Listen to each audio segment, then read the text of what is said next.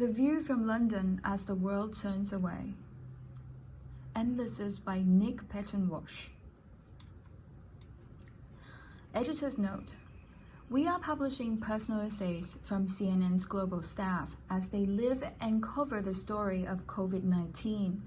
Nick Pettenwash is CNN's international security editor based in London.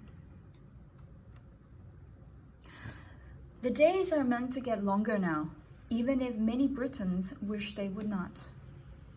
Here, we had expected chaos at the end of 2020, but hopes that it would be self-inflicted from the nationalistic roll of the dice at the end of the Brexit transition period, when new trading rules kick in as the UK begins a new relationship with the EU. But not this chaos from nature, cutting the UK from the rest of the world with such pace and fear. Countries our government used to advise us not to travel to now say we're not welcome anyway. Haulage trucks line up at Dover, no longer practicing for an altogether more predictable and avoidable Brexit drama. Shop shelves are emptying, while queues from outside supermarkets, as if the government's "do not panic" mantra has now become the loudest alarm bell. Each lockdown has felt different. The first gave central London a ghostly and surreal new sheen amid the sirens. The second was barely noticeable, as businesses made labored justifications as to why they could stay open. The third, so far, is a little more desperate. Masks are more commonly seen outdoors. We simply do not know when it will end. The South Bank has mostly lone runners on walkways that were packed just 2 weeks ago. Still, on the first day of this new lockdown called Tier 4, I ran past a spiced cider store that was open and a photo shoot happening under the London Eye.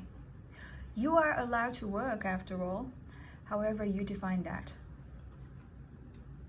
In Britain, concluding that the government has no idea what it's doing is no longer the outlier choice of the conspiracy theorist, but an evidence-based assessment. Again and again, a decision point arrives from the Johnson administration, and a path is taken. It is criticized as widely illogical or risky, even in the pandering tabloid press.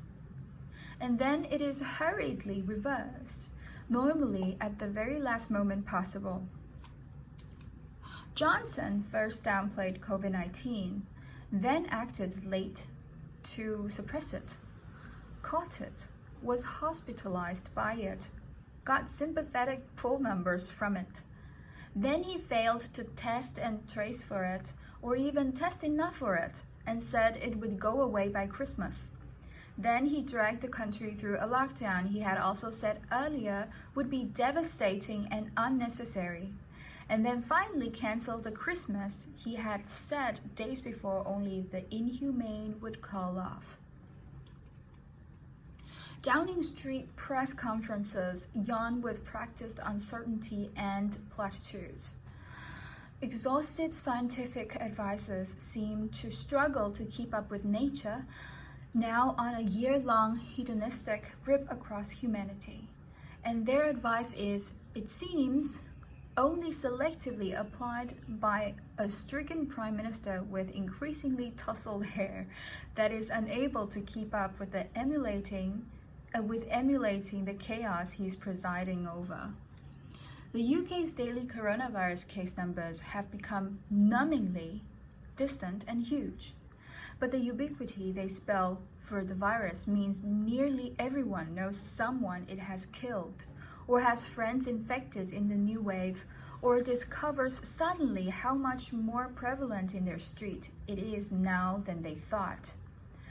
I am still struck by the ICU we visited, Blackburn, in October, which lost a third of its 21 patients the weekend before our arrival. One of those we interviewed later died. They had seemed on the mend. In most households or extended families, there is the occasional ripple of dissent among those who don't believe it, or who think the cure is worse on the economy than the disease. Or the Saturday's lockdown order to shut down the capital and southeast from the rest of the country is best responded to by crowding onto the last trains out of London, as we saw inexplicably this weekend. We seem sometimes desperate to satisfy our selfish, immediate needs, certain those inconsiderate steps won't actually bring the virus closer to invading that same personal world. It would be nice if the UK could excel in just one thing. A friend in government joked to me months ago that had for a brief moment been the vaccines. The Pfizer-BioNTech injection, first approved and rolled out by the UK, and perhaps other cheaper doses rolled out in the millions globally if the Oxford AstraZeneca version is approved too. But now we fear our most consequential export may instead be a variant of the virus that could prolong the pandemic. It's quite possible that the new coronavirus variant, VUI 2020-12-1, is already in many other countries, and the UK's formidable genetic sequencing industry simply found it first. That would make the UK almost an anti-China, sensibly overwarning the rest of the world of the risk of this new variant. But 2020 has not left Boris Johnson with any authority chips to play. His warning was not accompanied by hard-won gravity earned by months of responsible behavior.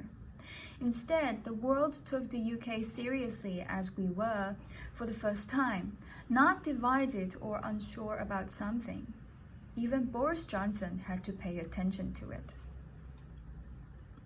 What this new clarity has not given us, as the holidays settle like unwelcome, deep new snow, is any certainty as to when the simmering panic or the current lockdown or these short dark days will end.